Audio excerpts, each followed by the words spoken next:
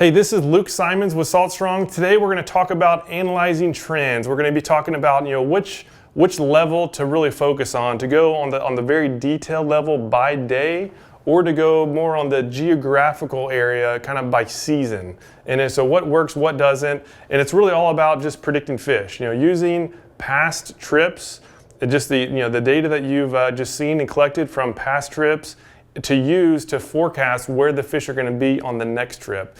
Very, very important. This certainly does work, but there's some wrong ways to do it, and there's some right ways to do it. I've had to learn the hard way, so I just wanted to share with you, what I've done wrong, first of all, and secondly, what I've most recently been doing, and actually a cool tool that we developed to really make it super easy and most importantly, very, very helpful and efficient.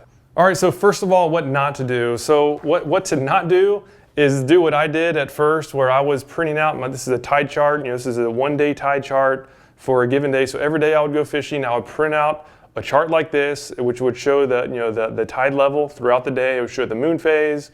I would then write in the water temperature, the actual spot or spots that I was fishing, and then I would log which fish I caught throughout the tidal phase. So I had R's for redfish, S's for snook, T's for trout. So anyhow, I would do this. I would print it out, log it. When I came back, I would just mark on the chart, what happened, and then I would file it away. So very helpful information, right? It's really good data. You actually have the tide chart. It's awesome, awesome data, but it's too much. So every single trip got a new sheet of paper, which got filed away. And before I knew it, I just had a bunch of data that I couldn't really do anything with. It was just so much stuff, because I thought that I would pull out, like November's next November, but just things change, right? That sometimes the cold fronts, they come in later or sooner than years past. So it's really, really hard to apply a single day's worth of data and apply it to the future, especially if you're going, years out. If you're just looking at, today versus tomorrow, this is extremely helpful. But if you're looking for like seasonality trends, this is not the answer, because when I was focused on this, I was missing out on the high level information that really makes the biggest difference overall. And then once you know the high level information, that's when you can start diving in to the very, very minute details. So if you're a weekend warrior, if you're a typical weekend warrior, you fish maybe once a week, if not maybe 2 to 3 times a month, I recommend not going down to this level of detail, right? It's just paralysis by analysis. Focus more on the higher level, right? Focus more on the general areas that you're seeing fish. Obviously, it doesn't have to be Tampa Bay. This was just an illustration.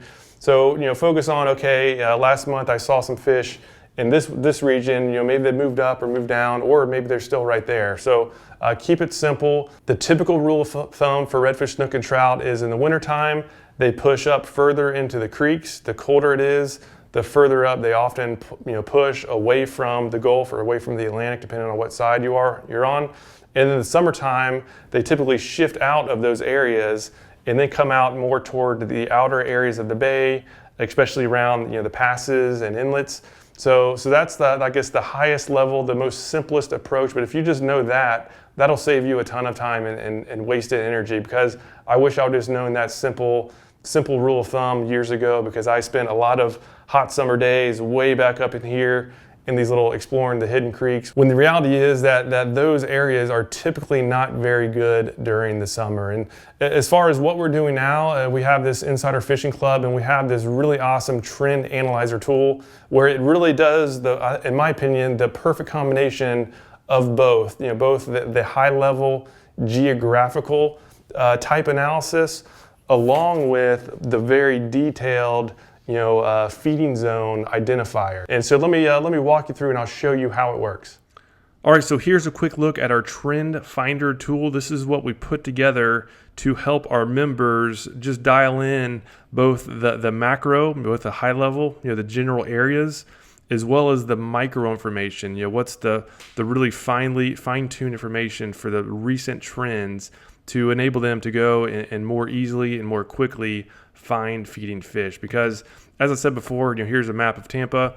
As the seasons move around, that determines where the largest population of fish will be, whether they're going to be up here, way away from the Gulf, way up in the very top of the bay, or up in the creeks, or are they going to be on the outskirts of the main bay, of the major bay, or are they going to be more toward the passes? And so that's all seasonality. And so looking at one one incoming tide report from last year is not helpful at all for the seasonality. But when you look at the high level shifts over the seasons, that is incredibly important. And then the lower level detail, the incoming tide versus the outgoing tide, that's more what you use to find the feeding zones in a recency type application. Because, for example, let me just zoom in. I'll zoom in on this particular spot. So say we're out here at say Cockroach Bay, and we saw some good fish on one of these islands. So right on these islands on the incoming tide. So on an outgoing tide, it's not like they travel way up here across the bay and go way up here, right? They're only going to go in most cases like 50 to 100 yards. They're just going to shift in and out with the tide. So they're not moving 20 miles in a day. They're just barely just shifting around based on the very low level information. And so that's where this is really helpful for members of ours who don't get out and fish every day or every other day. If it's just once, twice, or a couple times a month, it's really hard without help to just dial into the trends, because those trends are changing constantly. And so these reports, they're all based on recency first. So as I said before, the most recent information is the most helpful. And so here we covered, again, the minute details, talking about the weather, the wind, the tide, the duration, what time we're out there, obviously the lures, water clarity, just the minute details that are very, very helpful for near term. And then talks about the actual macro level. So the pre-trip plan video, I go to new spots, and Tony's well. We go to new spots every week, explain why we chose the general area, and then go down to low level information on saying, okay, here's why, based on the recent trends, here's why I'm going to select this spot. And then we go there and then film it and then record what happens. But anyhow, just the importance of being good at reading maps, but most importantly, the importance of knowing the latest and greatest trends at both the low level, the low level detail, which enables you to really focus on the feeding zones, right? Because spots are static, and fish move around based on the tide and season and pressure and all those variables. And so it's one thing to know a good spot, but you really need to understand how those feeding zones shift and move around those various spots. And just as importantly, if not more importantly, is to know the general areas, right? Know the overall seasonality of movements, because you could be fishing a great wintertime spot during the summer and have no luck at all. So if your area is off, it's going to really, really hurt your chances of consistently catching fish throughout the seasons. And then conversely, if you can just select the good area, the good high level area, say it's way up in the bay, way up in the creeks, or closer toward the passes and inlets, your odds will be so much better in consistently catching fish. Because if you're in a good area, even some spots that aren't very good most of the year can hold some fish. So anyhow, that's really the purpose of at least the way that we're tracking, where we can filter down the reports based on whatever's happening, but most importantly is we can dial in and dial out quickly. And so for targeted searches, so if somebody wants to catch a redfish during the fall, we can just select fall and redfish, and there's all the reports, and based on most recent, right? So the most recent report is at the top, and then we can look back into past trends. And say you want to get more granular, right? Where, okay, I'm fishing an outgoing tide.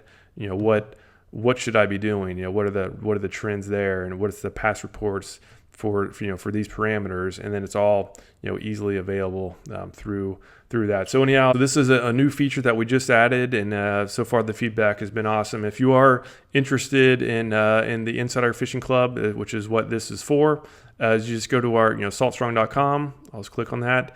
And then just click on this Insider Club link at the top, and you'll get to learn about it. It is application only, because we do show a ton of spots, and so there is an application involved.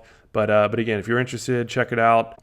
And if you have any questions about this video or about the Insider Club, you can just leave a comment down below, and I'll be happy to answer them. So anyhow, thank you so much for your time and watching this video. I hope it was helpful.